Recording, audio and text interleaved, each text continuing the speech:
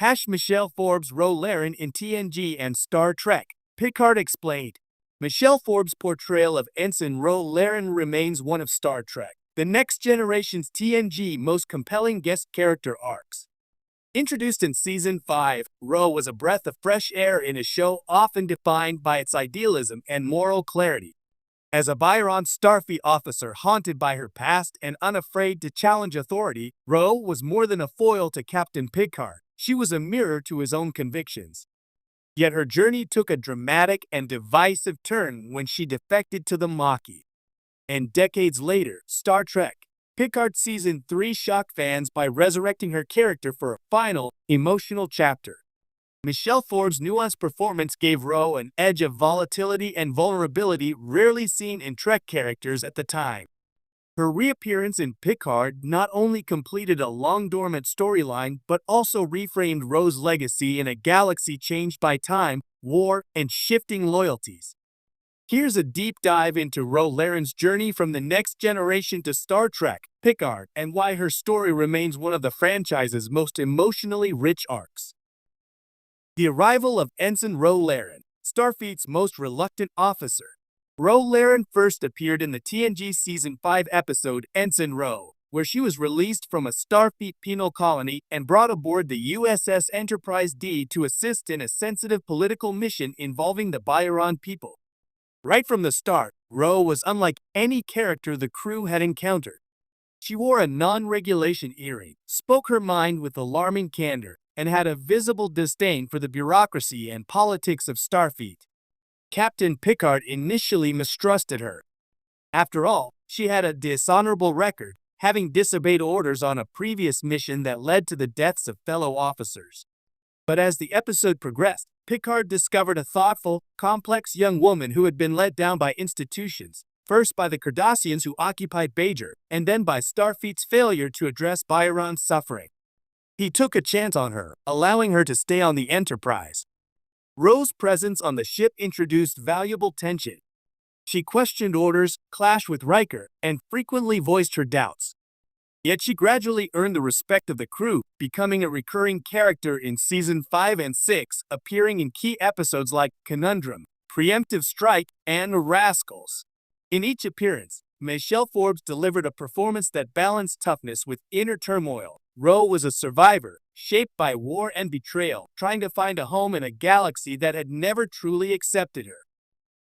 The tragic defection in Preemptive Strike. Ro's defining moment in TNG came in her final episode, Season 7's Preemptive Strike. By this point, the Federation had signed a controversial treaty with the Cardassians, establishing a demilitarized zone DMZ that left many Federation colonies under Cardassian control. In response, the Maquis, a rogue group of Federation citizens, began attacking Cardassian forces, viewing the Federation's compromise as betrayal. Picard assigned Ro to infiltrate the Maquis and gather intelligence. But once embedded in the group, Ro began to empathize with their struggle. Their cause felt deeply personal. Here were displaced people fighting back against occupation and oppression, an echo of the Byron resistance. Torn between duty and identity, Ro ultimately defected to the Maquis, betraying Picard's trust. It was a heartbreaking conclusion. Picard had mentored Ro, defended her, believed in her potential. Her defection stung not only because it was a betrayal of orders, but because it represented a failure of Starfleet's ideals to accommodate someone whose past didn't fit their mold. Forbes chose not to continue in the Deep Space Nine spin-off, where Ro was originally planned to be a major character. Kira Nerys was created instead, but her departure gave the character a kind of tragic finality. Ro's legacy in the Maquis and beyond. Though Ro Laren disappeared from the screen, her decision in Preemptive Strike had ripple effects throughout Star Trek. The Maquis became a central storyline in Deep Space Nine and Voyager, and Ro was often referenced as one of the movement's most high-profile defectors. Her betrayal haunted Picard and left a permanent question mark over her fate. Did she survive the Dominion War? Did she regret leaving Starfleet? Had her ideals changed? For years, fans speculated on what happened to Ro. The lack of closure became part of her legacy, her absence symbolizing the cost of political idealism in a morally gray galaxy. Unlike many characters in Trek, Ro didn't get a redemption arc or a heroic send-off. She lived in that ambiguous space, a woman who chose her principles over her uniform. That is, until Star Trek, Picard brought her back. Star Trek, Picard Season 3, Ro's emotional return. Star Trek, Picard Season 3 was a love letter to the next generation, reuniting the main cast and tying up unresolved threads. One of the most surprising was the return of Ro Laren in the episode Imposters. Michelle Forbes reprised her role for the first time in 30 years, and her performance was nothing short of stunning. Ro had rejoined Starfleet, now a commander working in Starfleet intelligence. Her reappearance shocked Picard, who still carried the emotional scars of her defection. Their reunion began with icy tension, as Picard accused her of betrayal and she bristled at his judgment. But what followed was one of the most emotionally raw scenes in Star Trek history. In a quiet moment aboard a shuttlecraft, the two finally laid their cards on the table. Ro revealed that she had returned to Starfleet years after the Maquis were destroyed by the Dominion and had spent her life trying to atone. She spoke of how the Federation had lost its way, how it had become hollowed out from within. She wasn't just investigating a conspiracy, she was trying to save what Starfleet once stood for. Picard, in turn, admitted how deeply her betrayal had hurt him, not as a captain, but as a father figure. For a moment, the walls fell and both characters saw each other as flawed, loyal, and deeply wounded people. In a franchise known for diplomacy and technobabble, this was pure human drama. Two people trying to reconcile decades of pain and disappointment in a universe that had changed beneath their feet.